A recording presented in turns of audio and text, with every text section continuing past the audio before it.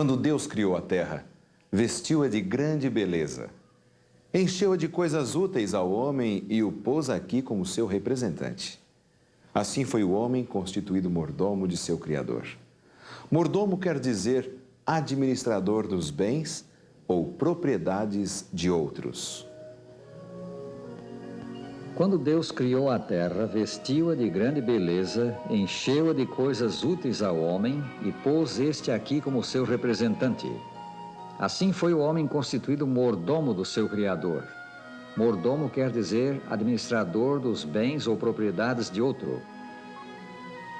Adão e Eva foram postos nesse nosso planeta como administradores dos bens de Deus.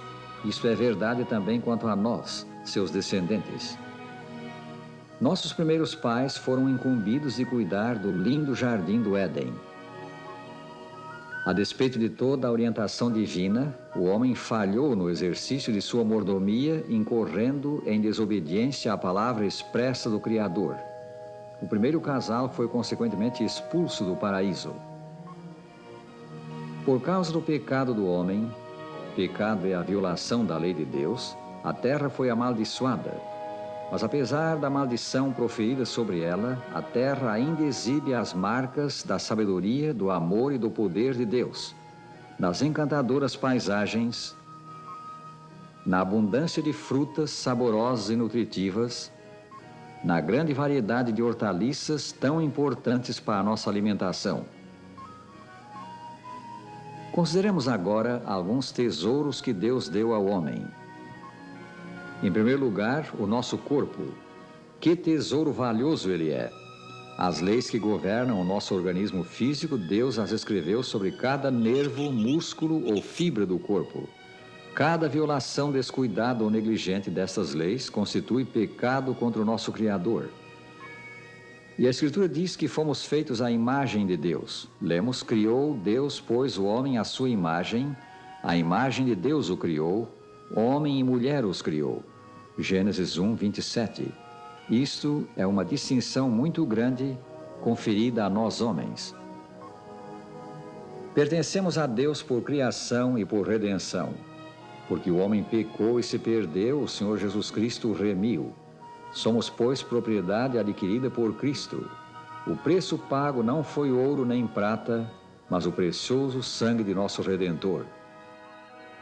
Vejam, Deus é um Deus de abnegação. São João disse que Ele nos amou tanto que deu seu Filho, Ele ofereceu seu Filho, Ele entregou seu Filho. Deus é um Deus que comparte. No início, no Jardim do Éden, Ele compartiu sua vida. Quando o homem estava perdido, Ele compartiu seu Filho, Ele entregou seu Filho. Acaso não sabeis, diz São Paulo, que o vosso corpo é santuário do Espírito Santo que está em vós, o qual tendes da parte de Deus, e que não sois de vós mesmos, porque fostes comprados por preço. Agora, pois, glorificai a Deus no vosso corpo. 1 Coríntios 6, 19 e 20. Devemos reconhecer sempre o direito de Deus sobre nós. O sacrifício do Filho de Deus nos comprou para Ele. Devemos agradecer a Deus pelo corpo maravilhoso que nos deu. Outro valioso tesouro que Deus nos deu para sábio uso é o tempo. 6 dias trabalharás e farás toda a tua obra. Isto é o que lemos em Êxodo 20, versículo 9. Todo o nosso trabalho deve ser feito nos primeiros 6 dias da semana, a fim de que o sábado, o 7º dia, possa estar livre para o culto e serviços de Deus, o Deus que nos deu o tempo. A guarda do sábado é um sinal de lealdade ao verdadeiro Deus, aquele que fez o céu e a terra e o mar e as fontes das águas. No sábado devemos comparecer à presença de Deus na sua casa, a igreja, para adorar o Criador.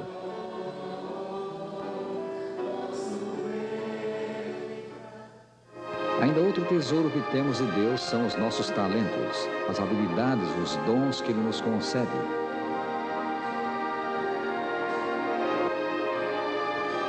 Os talentos, os dons devem ser desenvolvidos. Os bens materiais, as posses, o dinheiro, são dons de Deus e devem ser usados para a sua glória. Deus estabeleceu o sistema de dízimos e ofertas para, por meio deles, mostrarmos nossa gratidão ao Criador por tudo o que nos dá. O dízimo é a 10ª parte do nosso lucro, da nossa renda. É importante reconhecer que, quando viemos para o mundo, não trouxemos nada. E quando morrermos, também não vamos levar nada. Conforme diz 1 Timóteo 6, de 7 a 10. Diante disso, Deus nos dá tudo e pede fidelidade em pelo menos uma parte. Por exemplo, no Jardim do Éden, Deus deu todas as árvores para Adão e Eva e pediu fidelidade em uma árvore. Quando você pensa na semana, Deus dá 6 dias para o homem e pede fidelidade em um dia, que é o sábado. Deus dá tudo para nós: saúde, dinheiro, emprego, família, alimento. Deus dá tudo. Mas Ele quer saber se você o ama e se você é fiel. E para saber isto, Ele pede fidelidade na 10ª parte, que biblicamente é chamada de dízimo. O mandamento divino é: trazei todos os dízimos à casa do tesouro, para que haja mantimento na minha casa. E vem agora a promessa de Deus aos que lhe entregam o dízimo: provai-me nisto, diz o Senhor dos Exércitos, se eu não vos abrir as janelas do céu e não derramar sobre vós bênção sem medida. Malaquias 3, versículos 8 a 10. Deus tem feito a pregação do Evangelho depender em grande parte do dinheiro que confia ao homem. Pelos dízimos e ofertas, nós mostramos gratidão ao doador divino e ajudamos a obra do Evangelho. Deus quer que sejamos fiéis nos dízimos e nas ofertas. Por quê? Deus precisa de dinheiro? Claro que não. Mas esse dinheiro é para testar a sua fidelidade e para você adorá-lo em espírito e em verdade. E com certeza, devolvendo o dízimo, estamos exercitando a nossa fé e demonstrando o nosso amor para com Deus e reconhecendo que tudo que somos e tudo que temos pertence a Deus. Ele é o Senhor da vida. Entenda isso e coloque Deus em primeiro lugar. Devemos dar com alegria, porque Deus deu tudo por amor de nós. Porque Deus, diz a Escritura, amou ao mundo de tal maneira que deu o seu Filho unigênito, para que todo o que nele crê não pereça, mas tenha a vida eterna. São João 3,16. Nosso Pai Celestial concede dons e solicita parte deles de volta, a fim de provar se somos dignos de possuir a vida eterna. Se nos mostrarmos infiéis na administração dos valores perecíveis, como nos poderia Ele confiar os valores eternos? O plano divino de que demos o dízimo de nossa renda é belo em sua simplicidade e equidade. Oferece a todos a oportunidade de participar, pela entrega dos dízimos, da preciosa obra de salvação de almas para o reino dos céus. Pondo de parte o santo dízimo e mais as ofertas e entregando-os à igreja, nós contribuímos para a finalização da obra do Evangelho em todo o mundo. Em 1 São João 4,19 está escrito: nós o amamos a Deus porque Ele nos amou primeiro. Amor com amor se paga. Devemos ser gratos a Deus pelas boas dádivas da sua providência. Deus, na verdade, não necessita do dízimo, Deus não necessita de dinheiro. Mas existe alguma coisa mais profundo atrás disso quando nós, por exemplo, devolvemos o dízimo. Para mim, por exemplo, algo que me ajuda a compreender bem isto imagina um filho que dedica uma parte do seu ganho aos seus pais, como um reconhecimento de tudo aquilo que ele é, tudo aquilo que ele conseguiu na vida, a educação, todas as coisas que ele conseguiu realizar na vida, ele deve aos seus pais. O mesmo nós fazemos na Bíblia.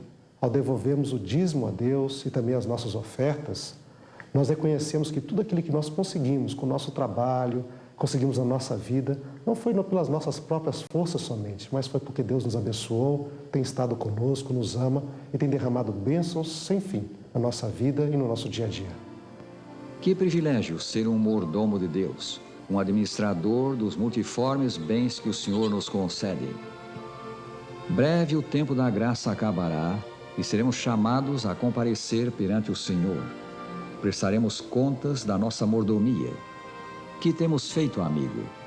A verdadeira mordomia é o sábio e abnegado uso da vida e dos bens da vida no serviço de Jesus. Deus quer restaurar no homem a imagem e o caráter que ele teve no Éden. Deus quer andar, viver e administrar a vida ao lado do ser humano. Deus quer ajudar ao homem a entender que sem ele estamos completamente perdidos. O dízimo é uma expressão de dependência do Pai. Quando devolvemos o dízimo, reconhecemos que Ele é soberano em nossa vida. O amor de Cristo nos constrange a sermos fiéis em tudo. A fidelidade no fazer o que Jesus ordena é uma condição de prosperidade do homem na vida terrena e o passaporte para a vida eterna. O Salvador Jesus Cristo quer implantar em nós o seu amor, quer nos ajudar a lhe obedecer. Recebamo-lo no coração pela fé, agora mesmo. E te darei